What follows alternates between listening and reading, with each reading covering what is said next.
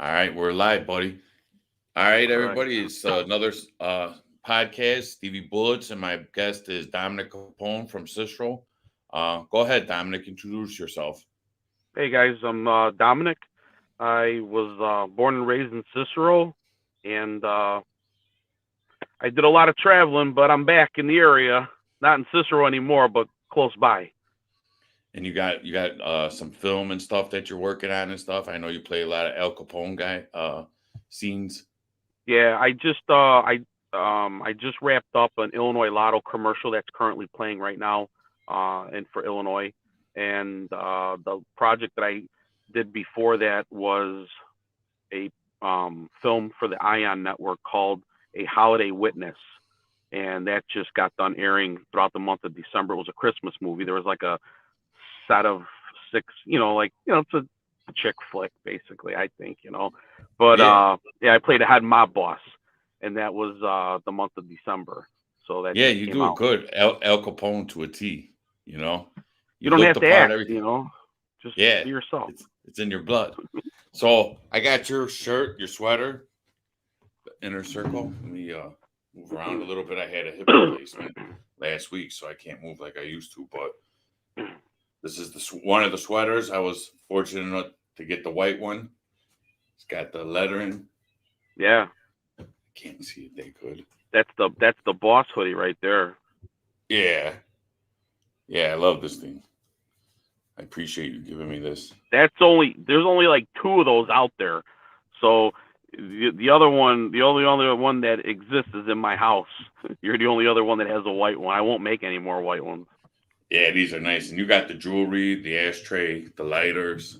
I do, yeah. So I went back to originally doing just black hoodies, because obviously my logo is black with the silver or chrome, you know, uh, with the Roman numeral 3, and then the boomerang. So a lot of people don't know. They'll look at this and they go, "Oh, is that a 3%?" And I go, "No, it's not a 3%." They really don't know, but basically the logo is the Roman numeral 3. So I'm the third Dominic, and it also stands for loyalty, trust, and respect. And then the boomerangs represent in life, whether it's a relationship, friendship, business partnership. What goes around comes around, right? And then your Yeah, outer ring is your circle. So we all have an inner circle. So even though you and I are part of an inner circle, you're going to have other inner circles that I'm not involved with, right? And same yeah, thing on my end. So we all have one, and the and then the logo wasn't really coming up too well on some of the other hoodies. So I said, you know what, I'm just sticking to the black hoodies, and all my logos on the hoodies are all reflective. So it's like, if I see you wear this, you're telling me that you're loyal, you're trusty, you're respectful, because that's what the brand represents. yeah, So if you got to buy your buddy a gift, right? What do you buy your friend, a gift card? I mean, no, you get them an inner circle hoodie. It has meaning to it. You know what I yeah, mean? absolutely. Yeah. So Well, that's what it's we about. got a lot of the same mutual friends, and they're all We good do. people. Yeah, for That's sure. what's so good about it. You know, Yeah. and what else you got going on? Nothing, man. We're just revamping the website right now, which is www.theinnercircle.net. And I just launched not too long ago my luxury lighter set for cigar smokers, because we're all cigar smokers. And other than that, I got a couple more film projects coming up in the early spring, and that's it, really, man. Just being a dad. I just became Yeah, a yeah. dad, so Congratulations. I see your thanks. pictures. I see Yeah. your Facebook. It's the best thing. Yeah, it's a great feeling. I would have did it a lot sooner. And my son just turned 9 months, and it's just getting ready to get married. And Oh wow. I got a girl that's really supportive of me, and Yeah, I see it's her on Facebook. You guys look very happy, man. You guys got a beautiful yeah, family. yeah, yeah, for sure. She's good, man. I can't complain. No, I And could she's a see. great mom. She takes care of me, and that's pretty much it, man. Every day I do my thing, and Yeah, that's I probably why I we click still so well too. Same way, my wife and my kids are my life, and that's all that really yeah. matters and stuff. Well, when I go home, a lot of guys want to go home and they want to watch sports and drink, and I'm not a drinker. I don't really watch sports. I was never into sports, and I never drank. But I want to go home to my family. Like when I walk in the door, man, that's all I want to see. Me too. Is my family. My Yeah, my wife, she calls me Gramps because I'm just, I'm so basic, so simple. That's my yeah, schedule. Work and home. Once in a while I'll go out with the guys, but not too often. I don't drink. You know what I mean? I yeah. got a real bad stomach problem, so I never have a urge to drink. I don't have fun at the bars and stuff. So it's usually I just go home, go to work. You know, I'm laid back. I'm very laid back nowadays. I'm safe around my kids. I don't like to be outside of that. Otherwise, I'm just uncomfortable and stuff. Yeah, I my buddies socialize a want to. little bit. Yeah, I mean, we host a lot of gatherings at my house. In the summer, we'll barbecue. You know, um, we have the holidays at my house. My buddies want to come over, and we sit in the garage. We'll smoke cigars. I mean, if you Cicero want to, you want stuff. to hang Cicero out. stuff. Yeah, you want to hang out. You got to come, but to me, I'm not. Oh yeah. Oh. I'm in my cave. Same And here. we're building. I have a lot of parties. I bring DJs and stuff. Have little Yeah, get-togethers. But it's all good fun though over here. yeah, for We don't sure. have drugs or none of that stuff. You don't It's need it. just no. It's all family, all family stuff here. Yeah, It's all we yeah, do. for sure. Most those other guys, they don't want to come here because it's boring to them. It's You know. boring. Yeah, Yeah, but I I have friends separate like that. that too.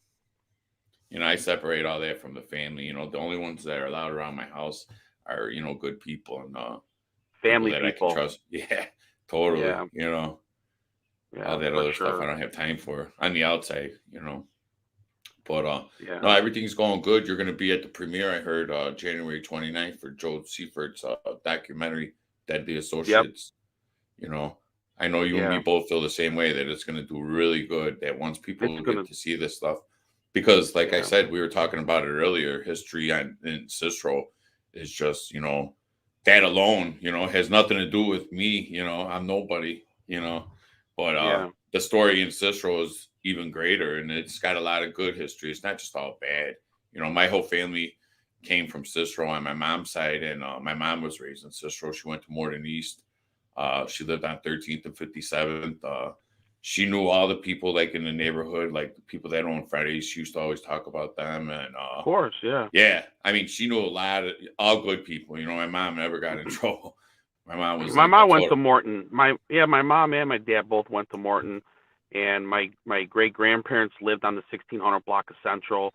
My other grandfather lived on by like 21st and 60th Court. I grew up on the 1800 block of 60th Court, so I was right there on 18th and Austin. Yeah, I used to go walk to. I went to Burnham, man. I think the bell would ring at 11:03 or 11:04 for lunch, and we would third, fourth grade, we'd leave school. You can go wherever you want and just go. Half the time, we never went back to school. But remember, we used to be able to go to get lunch. yeah, because they used to where Paisans is now used to be a little candy store at one time, and Sure, Paisans actually started on the opposite corner where the it's like a taco place joint. yeah, where the taco place is. Because when Yeah, I was a kid, my mom's babysit. One of her best friends used to babysit. Her name was Jane. Love her. Shout out to Jane because she knows my whole story. But she knew me since I was a kid, and we used to be upstairs. And Luigi was the owner. He had a white Cadillac.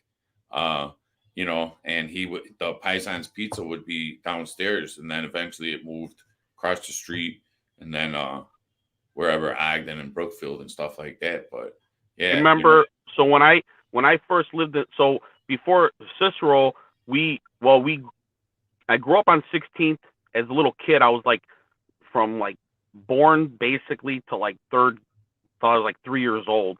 We lived on 16th and Grove and Berwyn, and then we moved to Cicero. Actually, no, I take that back. When I was born, uh, we had an apartment building right across the street from Kashani's on the oh yeah, 16th. see, a lot of That people was don't know about the Kashani's, the original. yeah. Only So the old school know. we lived in that apartment building right across the street from Kashani. If you walk out of Kashani's front door, you walk straight into that big apartment building with the big alley in the back with all the porches. That's Yeah, where we were. My whole family lived in that building. My grandmother, my two aunts, my cousin. And then And then when I was like 3, we went to Berwyn for like a year, and then I went to Downers Grove, I think, for like a year, and then we went back to Cicero, and I was there till I was a teenager. I'm still You know? stuck there. I was in Cicero basically my whole life, and then we moved to Yeah. the south end of Berwyn, and that's where most of my problems started. It didn't start in Cicero. When I lived in Cicero, I went to St. Francis of Rome. So I was there till I was in 8th grade, and then we switched because the neighborhood started getting worse, and my Right. parents moved to South Berwyn, and that's when I joined the gang. When I got over there, I got involved with the Berwyn 12th Street Players originally. Even though I grew up with all the Cicero ones, I got involved with the Sure. Berwyn 12th Street Players, and I ended up going to Morton West. So my freshman year, I had a choice between soccer and joining the gang, and I ended up joining with those guys. And Yeah. it was just history after that. My mom, I put her through hell. She used to, the Berwyn cops. I see them all the time now, but and they're really respectful of me. But we talk about when my mom used to go through all the time. I was running away. I started when I was a juvenile running away. She would have to call the police, because you got to find me, and eventually they catch me, and I did that on and off and stuff, and I put her through a lot of stress, and it just escalated from there. But Yeah, I mean, a lot of my friends were players, and I never really knew anybody else that was any other gangs. The only people that I knew was who you ran with, basically. Some of the Park boys, they're older guys, but I could never get involved with that shit because my family were all gangsters. They would kill me. My uncles, yeah, my grandfather. I was around all those guys, man. They picked me up in their Cadillacs when I was a kid and take me to, different bars and restaurants. And my grandfather would say, "Here, sit right here at the bar, have a kitty cocktail," and he would go in the back and meet with the owners. And, I'd be in my grandfather's garage and guys would pull up in the alley and, give them whatever they're doing in the back. And then they come on, let's go grab yeah. something. Well, that's what You it know? was that's how I got connected with them. Is that I grew up right there on 13th to 59th Court, and I was basically there my whole life. And then when I moved to Berwyn, I had met these guys. Talking about they were 12th Street Players. I have never seen none of these guys, and Yeah. it just I got connected with them from that, and then I ran with the Berwyn crew for a little while until Sting started dying out because the 12th Street Players went through a period where they almost were extinct in Cicero because it was gentrification. It flipped. It was back then it was a lot of Polish, Irish, Italian, and then the Sure. Latino started moving in, and the opposition was the Latin Counts. And those guys were, we had a real big war going on during the 90s between the Latin Counts and the Bishops, and they were from 18th Street. They started coming to Cicero, and eventually they just took over the neighborhood. There was like everybody had moved out by that point, and Yeah. that's how I ended up getting shot. Somebody had said earlier on one of the comments, how do they know that I got shot? And I'm like, well, I don't know. I can't show you my stomach and all that, but I got shot in the back of the head. I don't know. Tell me if you can see it. See it a little Oh, bit? yeah. Yeah. Yeah. So I got one in the back of the head. I got another one in the back of the head. Then the neck. Let me see. I'll try to show people as much as possible. So hard you can't see. Got shot in the neck. Latin Counts shot me in the neck. And then That was all got a at the couple. same time, right? No, I had got shot on 4 different occasions. Okay. The first time that I got shot was in the neck. I was in by the Brookfield Zoo, by the dam. And I went out there drinking. We were at war with the Latin Counts, so they got wind that I was going to be over there, and somehow we ended up bumping into each other in the woods. And I'm still alive, but they got a good shot and they got me in the neck. That was the first time, and that was a 38 revolver. I don't know how the hell I remember that, but must have found shells or something. But it was like a 38, some high caliber, and then it was. Well, did they have the actual bullet in your neck that they had to take out? Maybe I forget, but I'm pretty That's sure. how they'll know. Yeah, they'll know from the grain. Yeah. I think. Well, the bullet went in and out, so it didn't hit anything like didn't hit anything like major. I was in and out of hospital like within 8 hours. So it was just an in and out wound. But I do remember like when it hit me in the neck, I don't know, somehow I figured it was a 38. I don't know. It was a long time ago, like 20 years ago. But that was the first Sure. time. I was like 17 when I got shot. Did they find the person who did it, who pulled the trigger? No, we didn't cooperate or nothing. I remember they Yeah. came in there and, basically because I was a gang member, they don't follow through with it. Uh and there was a girl, she's gone now, she passed away, but she was one of their girls was on the scene. They pistol whipped her for some reason. And then the guy that was with me, one of my good friends, he moved down, he got out of the state after that. He's a preacher now down in Alabama. He got out of here. He said it, I talked to him to this day, and he said it was really traumatizing that happened because he walked out of the woods with me. And when we got there, he didn't think I was going to live. It looked pretty bad. I was bleeding everywhere. And that was the first time. And I think maybe like the second, I got shot a second, third, and fourth time. And it was all gang shit, criminal shit, Yeah. Stupid shit. I'm not proud of none of that. I just got really fortunate that I survived through all that, you know. So that's basically what it is. It's nothing to brag about. You do those things, there's consequences for it. For I'm sure. obviously not the same person anymore. That stuff is embarrassing, but it is what it is. Yeah.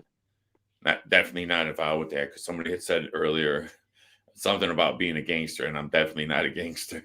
Me personally, so I'm a Yeah. family man. I work a legit job, so it's Yeah, for sure. I don't promote gangsterism or nothing like that. You No, but know, I will tell you, when those guys were around, not gangbangers, but gangsters, the streets were a lot safer back then. I'll take that to the grave with me, no matter oh what. yeah, yeah. No, I remember growing up in the '80s and early '90s, and that's when they were a lot stronger in the neighborhood, and we Yeah. didn't have we didn't have that kind of bullshit going on. Cicero was actually really, really, really nice, especially when I was growing up. Well, because people were put in their place, and they knew when to open their mouths, when to close their mouths, and I liked it better when you stayed on your side of the fucking street. You know what I mean? That's like how I was raised. You don't yeah. come on our side, we don't come on your side. Well, most of the 12th Street players that I grew up with were Italian. So, we had pretty strict rules like about, graffiti in the neighborhood and, even small things like spitting on the floor. These are people that, they're Italian. They grew up like that. And, after we were gone and most of the Italians and stuff and it changed, it just turned to crap, because actually Yeah. Cicero was good. It's actually gotten a lot better now. Larry Dominic's cleaned it up and it's doing a lot better. There's no gangbangers like it used to be because where where I lived there in the '90s, it was ghetto. They were selling crack on Roosevelt and stuff like that, heroin. There was Well, prostitutes walking around. area 2 of Cicero's, 1 and 2 over there is still, 2's probably the worst. Where's that at? That's Grant Works over there, that whole area. Oh yeah, that's been like that. Yeah, it's There's gonna be there, like that. It's not just a the way lot it of is. hope. I mean, maybe, hopefully, sooner or later they'll start changing. But I know like where Austin and Roosevelt is, it's slowed down. You don't see prostitutes over there. There's not so much gang stuff over there. It's cleaned up, Yeah. a little bit. They still need a lot of Listen, work though. part of my family was from the island. We used to sit. My mother. I remember one time. Oh man, it was probably like I think I was 2 years old or 2.5 years old or 3 years old, somewhere around there. But it was like before the '80s, and a lot of my uncles and the guys, they would all be at Big Top in the back. Oh The yeah, original Big Top. Eating breakfast. And I remember these guys were fucking with my mom, and my mom walked into the Big Top and she called one of the guys that knew my family and stuff, and like 15 of the Italians came out and went and grabbed these guys, and that was it. Like these guys had no idea who was like what was going to come after them out of that back door. yeah. You remember? Do you remember that hot dog stand right there by like 57 and 16th? Yeah, by the fire DeLorean. station. No, Yeah. not by the fire department, not by Central. It was a hot dog stand right by like 57th and 16th and 16th Street. The Mm, Lori and Jan used to have it, and they had like by pinball machines. by the Warren Park. Yeah, you come a little bit more west. So if you Okay. walked out of it was on. There's Yeah. a bakery there now. Yeah, because that's like I said, my mom. That's I lived over there my whole entire life. So yeah, Yeah, I vaguely remember the stores because they flipped a lot. But if it was in that area, I remember the pinball machines that you're talking about. And I went to preschool at Warren Park. yeah, me too. I Yeah, went to it was Tiny Tots there at Warren Park. So that's like I said, my whole story. I've been bouncing all around Cicero. We had a couple apartments until finally my grandmother, she helped my parents get their first house, which was on 13th and 59th Court. And then my grandmother helped put me into school because I had three, but there was three of us then. We all yeah, went to St. Francis of Rome in Cicero. yeah. So, you know, Cicero So really was a different. good place to grow up when I was there. It We was. didn't, it was nothing like it turned into the 90s. And then, just recently now that it's cleaned up a lot, thankfully, because, when I used to talk about it, people used to talk about it like horrible. But yeah, they made a lot of changes and stuff, especially on Austin and Roosevelt, because I love that neighborhood. I've been going there my whole entire life. My wife, I got so much history over there, good and bad, but Yeah. it's just for me, that's my heart. Has nothing to do with the gang stuff either. It's just that I have childhood memories, like we were talking about, like Sure. the island. The island, like I had a lot of friends and people that grew up over there, and it was really nice back then. You know, the island's really, there's no hope for that over there. It's I pretty. still have a couple friends on the island. You know what I Yeah, mean? yeah. A Or, lot of I mean, both people still live. I would personally never live there now. But I mean, I have a thing for anywhere near the city. I always joke. I go, you couldn't pay me to live or date anyone that grew up east of Mannheim ever again. You know, No, it's just everybody knows way too much. You know, I know. I just talk to my wife. I tell her I want to get out of here. That I hate it here, and I'm still here. You it's know. such a better life though for your kids. You know I what I mean? know. And it's nice to not have to, you know, shovel your car off the parallel parking and all. I got to have a driveway and a garage. You know what I mean? Yeah, I got a garage. It's just I just hate You living know, here in the neighborhood. for But sure. Yeah, because your wife has to go and shop in the area. oh, that's That's the another thing. problem. Yeah, I don't mind running into certain people, but like, there's a lot of people out there that, they don't like to see you happy. They don't like to see you doing good. And, they No, of get course jealous not. and then they got different agendas and stuff. So that's why, you got to Steve, stay away I from could people. tell you, from my experiences. You know, uh, I've always I've always tried to do the right thing in life, and and I always tried to not get caught up. We all get caught up doing certain things. I just knew when to get out of it. And but I could tell you, especially when I got into acting, um, that acting really calmed me down when I got into it. I got into acting in the late '90s.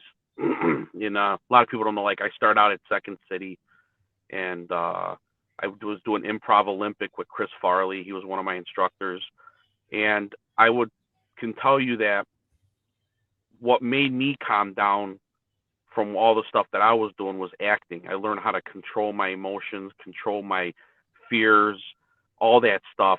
And then it progressed into like getting TV shows and like movies and all this stuff. And then I was traveling. I was living in California. Then I came back. Then I moved back to California. And I will tell you that my biggest haters in life were once my closest friends. No, yeah, yeah.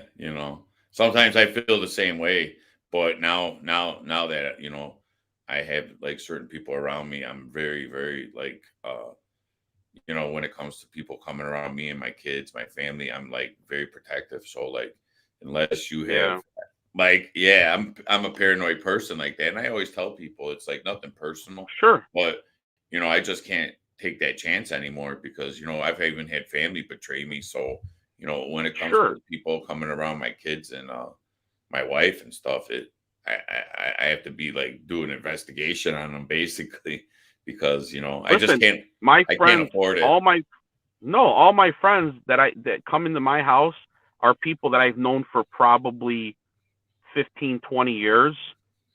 It takes a lot for me to meet new people. I always joke with people. They're like, "Yeah, we could be friends." And I'm like, "Yeah, I'm not looking for friends. I got enough friends." Yeah, But if I do let you into my circle, it's very rare because I don't need any more friends. I can't even fucking keep up with the friends I have now.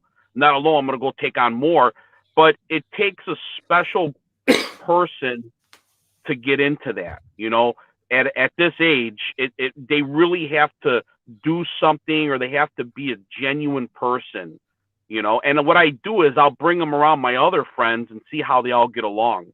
But if you look at, like, if you were to, I always tell my girlfriend, I go, if you look at something, look at all my friends on an individual. If you interviewed 1 million people, you would, and Dominic had 100 friends, you would know who Dominic's friends are, because we all have the same mindset. We all talk the same. We act the same. Like, that's what makes us strong. yeah, yeah. And like I said, we got a lot of the same mutual friends, Yeah, which is a good thing because we got a solid group around us. Uh, Everybody, all the men that I know are pretty solid. I don't let these weak liars or yeah. thieves and shit, drug addicts. I don't keep them around me. I don't You want know, that shit anywhere. Anywhere. I don't want that stuff nowhere near me, around me. no, I'm not perfect, but I'm definitely not. I don't have anything to hide nowadays. I'll tell anybody if they have anything, they want to address me with publicly. I have no problem. Yeah. Because yeah, no, because I know who I am. I know what I'm about. I'm not the same person I was 10 years ago. Uh, I don't have any enemies out there that want to kill me because, you know, I'm a very easy target nowadays. I'm still in the neighborhood, but I never get people that come at me. Very rarely. They might not like what I'm about or disagree with me, but they're not looking to harm me or hurt me or anything like that. Yeah. It's not like that. I get a few people Well, that you're not a disagree. you're not a threat to them anymore. No, nah. I'm a family man, definitely not a gangster. The lady made the comment earlier about, me saying something about being a gangster, but I've never said that. I was a gang member at one time and then I even got out of that shit. You know, I Yeah. really pretty much ran solo, but I mean, I've done my share, I've been shot, but I've also shot people. I'm not bragging about it, but I mean, it's just a fact. I mean, I had an incident, like I said, in Berwyn. I shot the guy. I got away with it. The Berwyn cops, they knew that I did it, and that started a big beef because they arrested the wrong guy, and he pled guilty to the charge, and I kind of escaped it off of technicality. But that wasn't even the first time. I had shot a couple people. I'm not going to talk about murders or anything like that. No, You sure. know, but I did my fair share. But I mean, look at what happened. I got shot myself, and it almost took my life. So Right. um, not to brag about it, it's just facts and stuff. And I pretty much ran solo, when I was doing my thing. I mean, I was into armed robberies, warehouse burglaries for a little while. And then, like I said, I had drug addiction for about 10 years. And luckily, I just got to the point where, I was either going to be sitting in jail for, a long time because I got to my criminal record, like you'll see in my documentary when I was talking about I had over 300 arrests and like over 15 felonies. It wasn't because I was stupid and I was getting caught. It was because I had started like a lot of stuff with the police, because I was fucking with them, and it got personal. And so there was like a vendetta between me and the Berwyn cops, Cicero cops. So they would arrest me for everything. And I just started racking up charges. And then I had some of the detectives that had hard ons for me, and they were booking me, booking me, booking me. And those same detectives that used to fuck with me, because like I said, my brother-in-law's now the commander and stuff, and in the same town that I caused all my shit in. So, you know, uh, I see these guys all the time, and there's no animosity, Yeah. know, nothing there. A couple of them might not like me, but like, you know, like I said, what happened happened, and it's over and done with. But a lot of it was harassment. I didn't deserve all those arrests and stuff. I mean, my rap sheet is like this thick, and the only reason why I know that is because my wife's sister, like I said, she was the clerk on my case, and that was very humiliating time too. Is that here I am getting 6 years for felony aggravated fleeing and eluding in Cicero. So she definitely didn't want me to be hooking up with her sister, which I did. I ended up marrying her and having 3 kids. My wife's sister loves me now. She supports me. So it's like, people give you a chance, and these were people that didn't even want to talk to me at one point, but they Yeah, gave yeah, me a chance. Yeah, they gave me a chance. And see, that's how everything changed because, like I said, I married into a law enforcement family from the same town that I was causing all my trouble in. And then, you know, my poor brother-in-law, he's a legit cop and he don't want to know, but he, I married it. I married into the family. So he had to deal with me and he just, you know, uh, he came at me straightforward. And, ever since then, I never let him down because, I don't want to embarrass my family and stuff. And, yeah. I got my shit together. They put me, he said, "Hey, you need a job? I'll get you a job." I'm like, "Yeah." Gave me a job, my first opportunity as soon as I got out of prison, because of course my wife got pregnant right away. And, it was scary because here I am getting out of prison. She's hooking up with me. She's pregnant. It happened all quick. But I mean, luckily we're still together. We got a beautiful family. Things worked out for us. It doesn't always work out that way for people. But for me, No. it did. And even with all the bullshit that happened with me and Berwin and Cicero, I had to face these same people, the cops and stuff. And we had mutual respect for each other. I've even endorsed, police promotions and stuff like that because, I know them personally and I told them like my personal dealings with them, like one on one. And, the guys that were legit, I said it, there were a couple corrupt cops, but I'm not out there throwing them under the rug or anything like that. Because there's backlash when you do stuff like that. So Sure. Yeah. that's not what I do when I do my podcast. What's over and done with is over and done with. I keep my mouth shut. You know, Even if I Yeah. got screwed over in the deal, I'm not busting anybody out publicly. You know, More Yeah. or less. When I started the podcast, I wanted to just promote everybody in the neighborhood, bring all good things. I got Sure. different gangs, 2-6, Tutu Boys, SDs, Kings, Players, LAs. I got friends in every mob.